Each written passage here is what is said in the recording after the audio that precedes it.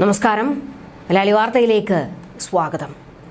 തന്റെ മകനെ കൊലപ്പെടുത്തിയവരെ പരീക്ഷ എഴുതാനായി ഈ സർക്കാർ സമ്മതിക്കില്ലെന്ന് വിശ്വാസമുണ്ടായിരുന്നു. എന്നാൽ അത് ഇന്നലത്തോടെ നഷ്ടമായി. കൊല്ലപ്പെട്ട ഷഹബാസിന്റെ പിതാവ് ഇക്ബാൽ നെഞ്ചുപൊട്ടിക്കൊണ്ട് മാധ്യമങ്ങളോട് പറഞ്ഞ വാക്കുകളാണ് ഇത്.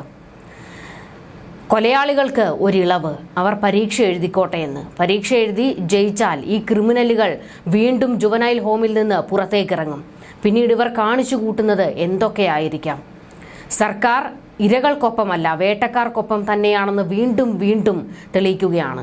ഇപ്പോൾ സർക്കാരിനെതിരെ വലിയ രീതിയിൽ വിമർശനം ശക്തമാകുകയാണ്. താമരശ്ശേരിയിൽ വിദ്യാർത്ഥികൾ തമ്മിലുണ്ടായ സംഘർഷത്തിൽ കൊല്ലപ്പെട്ട ഷഹബാസിനെ ആക്രമിച്ച വിദ്യാർത്ഥികളെ പരീക്ഷ എഴുതാൻ സമ്മതിച്ച നടപടിയോട് കടുത്ത രീതിയിലുള്ള പ്രതിഷേധം സമൂഹത്തിന്റെ പല ഭാഗത്തു നിന്നും ഉയരുകയാണ്.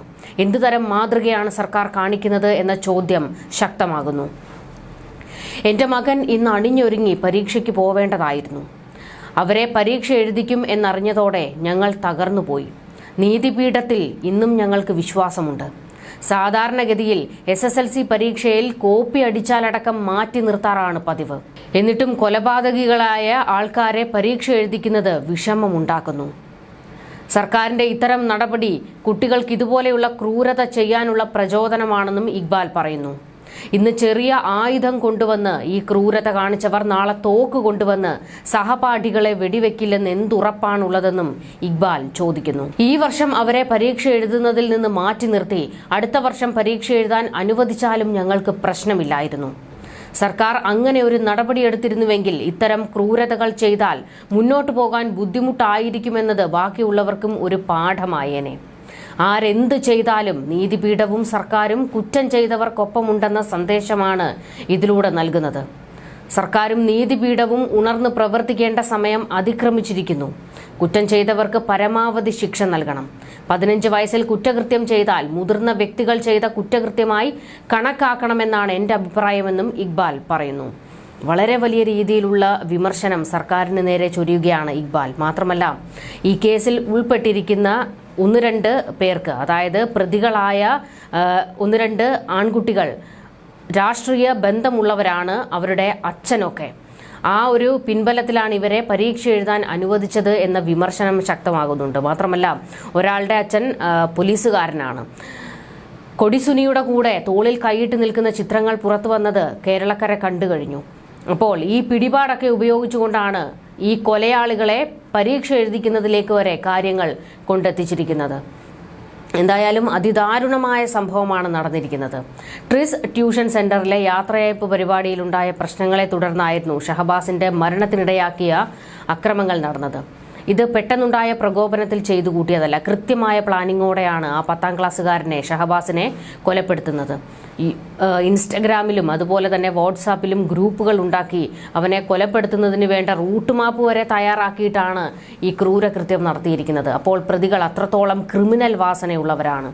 മാത്രമല്ല, ഇവരുടെ അച്ഛന്മാർ കാണിച്ചു കൂട്ടിയിട്ടുള്ള തനി ഗുണ്ടായിസം കണ്ട് വളർന്നവരല്ലേ. അപ്പോൾ ഇതല്ല, ഇതിനപ്പുറവും കാണിച്ചു കൂട്ടും. എന്തായാലും ഇപ്പോൾ അവരെ പരീക്ഷ എഴുതാൻ സമ്മതിച്ചതിനെതിരെ വലിയ രീതിയിൽ പ്രതിഷേധം ശക്തമായി.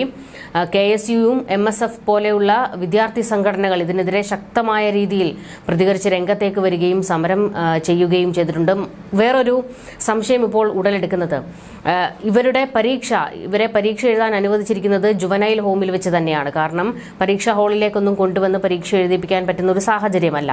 അതുകൊണ്ട് ജുവനൈൽ ഹോമിൽ വെച്ച് തന്നെയാണ് ഇവർക്ക് പരീക്ഷ എഴുതാൻ അനുമതി കൊടുത്തിരിക്കുന്നത്. അങ്ങനെയെങ്കിൽ പിടിപാടുള്ളവരാണ് ഇവരുടെ അച്ഛന്മാർ. അതുകൊണ്ട് തന്നെ പരീക്ഷ എഴുതി ഇവർ സുഖമായി ജയിക്കും എന്നുള്ള ഒരു ആരോപണം ശക്തമാകുന്നു. കാരണം ഇവരെ ജയിപ്പിക്കുന്നതിന് വേണ്ടി വേണമെങ്കിൽ ഇവരുടെ ടെക്സ്റ്റ് ബുക്കും പുസ്തകങ്ങളും ഉൾപ്പെടെ ജുവനൈൽ ഹോമിൽ എത്തിച്ച് ഉത്തരങ്ങൾ എഴുതിക്കാനുള്ള എല്ലാ സഹായങ്ങളും ചെയ്തു കൊടുക്കും എന്നുള്ള ഒരു ആരോപണവും ശക്തമായി ഉയരുന്നുണ്ട്.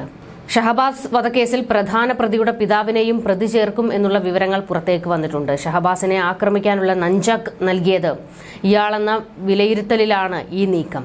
പ്രതികളിൽ ഒരാളുടെ പിതാവ് ഉയർന്ന പോലീസ് ഉദ്യോഗസ്ഥന്റെ ഡ്രൈവറാണ്. 3 പ്രതികളും താമരശ്ശേരി സ്കൂളിൽ നേരത്തെ ഉണ്ടായ സംഘർഷങ്ങളിലെ പ്രധാനികളാണെന്നും വിവരങ്ങൾ പുറത്തേക്ക് വന്നിട്ടുണ്ട്. പ്രധാന പ്രതിയുടെ പിതാവിന് കൊട്ടേഷൻ രാഷ്ട്രീയ ബന്ധങ്ങൾ ഉണ്ടെന്ന വിവരമാണ് പുറത്തുവന്നത്.